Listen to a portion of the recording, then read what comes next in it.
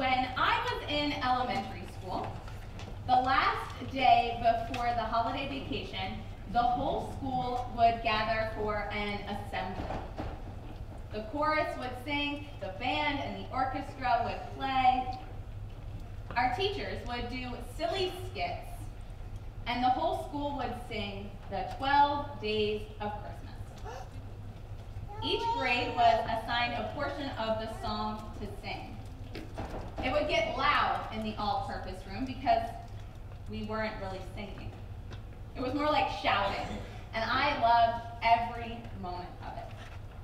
Hundreds of children, excited because it was almost Christmas, shouting at the top of their lungs, "And a partridge in a pear tree!" Are you awake now? This song tells us that the Christmas season isn't over yet. Here we are gathered on the 5th day of Christmas. But it still feels like we're in holiday no man's land. Maybe you've seen the tweets on Twitter and the Facebook posts that joke that this time of year is awkward. No one knows what day it is because everyone's taking extended vacation between the holidays.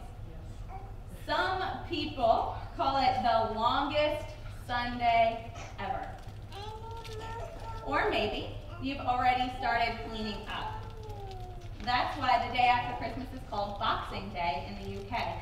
A whole day for cleaning up after Christmas. So today feels like we're kind of at a juncture. We're at a turning point. And our story for today follows that theme. It is a transitional story in the life of Jesus. Only in Luke's gospel do we have a story about Jesus at this age. Not the baby in the manger, and not the adult. This story takes us from that story we just heard a few days ago of baby Jesus into Jesus' adult ministry as a preacher and healer. So what we have here is kid Jesus, pre-adolescent Jesus, Jesus in that special transitional time in his life. Here, let's be real, we have God as a kid. I mean, come on. Jesus' response to his mother when she says that they are worried about him while they're trying to find him is so preteen. Why were you searching for me? Did you not know that I must be in my Father's house? Whoa, Jesus, if I talked to my parents like that, I'd be in trouble. Parents, I'm sure you've heard responses like that. And kids, I know you've turned on the tube with your parents before. And that's what I see here. I see young Jesus for all that he is. On the 4th Sunday of Advent, Pastor Brock preached on how God has fused with us, taking on our form from embryo to infant. And here again, God is fusing with us, even as a preteen boy. Yes, he is God, but he is also a human who happens to be 12 years old. And I'm going to say it again. God was 12 once. God went through puberty. God got mouthy with his parents. God was a human kid. In today's story, Jesus goes missing after a Passover trip to Jerusalem. In our world today, some of us might be appalled to hear that a parent lost their child on a long trip from home. Or maybe some of us aren't surprised because we all know kids wander off sometimes. I know I did. Maybe you did too. Nazareth and Jerusalem are 65 miles apart. And Mary and Joseph and Jesus walked with a large group to Jerusalem to celebrate Passover. This group is made up of friends and relatives, people that Mary and Joseph know well and trust. So when the festival is over, they leave. but Jesus is left behind. Think Home Alone, but instead of being left at home alone like Kevin was, Jesus is left in Jerusalem alone. Jerusalem alone. I know it's a funny joke. Mary and Joseph go looking everywhere for Jesus, and after 3 days of searching, the worried parents find him in the temple, among the teachers, asking them questions and listening to them. And we're told that they were amazed by him. Everyone was amazed by him because he was a 12-year-old kid, a smart, inquisitive 12-year-old kid. Do you remember being 12? Do you remember what it was like being a kid? In many ways, being a kid today is the same as it was for us who are now adults. But let's be real, in many ways, being a kid today is so different. What is it like being a kid today? What is great about being a kid today? What is hard about being a kid today? I got watermelon. Now, think about church. I got watermelon. What is church like for kids? Today's story tells us that kids and youth have something to offer us, to teach us.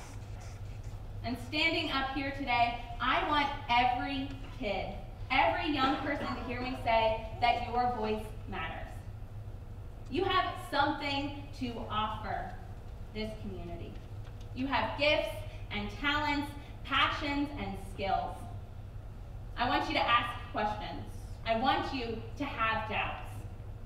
Everything about you matters. And I want you to know that you can and you should share everything that you are with this community because you matter to us. Today's story tells us that we should be listening to the young people around us. If we really listened, what would our kids tell us? If we really listened, what would our kids tell us? Here are a few things that were offered up when I asked that question this week. Put down your phone. They have real fears and anxieties about their world. These things might seem silly to us adults, but these things are real and truly scary for kids. Take an interest in their interests. Ask questions. Be willing to try something new. Take it from me. It is amazing to see a little boy's face light up when you ask him about his Pokemon cards. Now I'm going to ask that question again and really think about it. If we really listened, what would our kids tell us? Because at the end of the day, kids and young people need to know that we value them.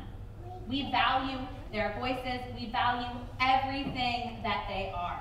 We want them here. Many of you may have heard my testimony about why I care so deeply about the kids and the young people of our congregation and of this whole church. And I am going to try my hardest not to cry when I say this, but I didn't do very good last night. So here we go, round two. My own brother, who was raised in the same household, taught the same values and lessons, heard the same Bible stories, views the church negatively because adults in the church showed him that he wasn't welcome, that who he was wasn't welcome. Whew. He was spoken to in unkind ways, criticized as opposed to lifted up. Now, as an adult, church is a negative space for him. His childhood experience colors his adult perception. It is for that reason that I choose to speak with love and genuine interest in every young person I encounter in this space. And it is for that reason that I ask you to join me in this important task of making sure that every young person knows how much we love them and how much we value them. Today's story tells us that God became flesh. Yes, God was a baby in the manger. Yes, God was that amazing teacher and healer. But God was also a 12-year-old boy. God was a kid. God values every human being. God values you for all that you are. And we all have something to offer to God and to God's church. We're never too young or too old to serve God. And that's the beautiful thing about God's church. God has a place for us no matter who we are, no matter how old we are. We are all welcome here. Amen.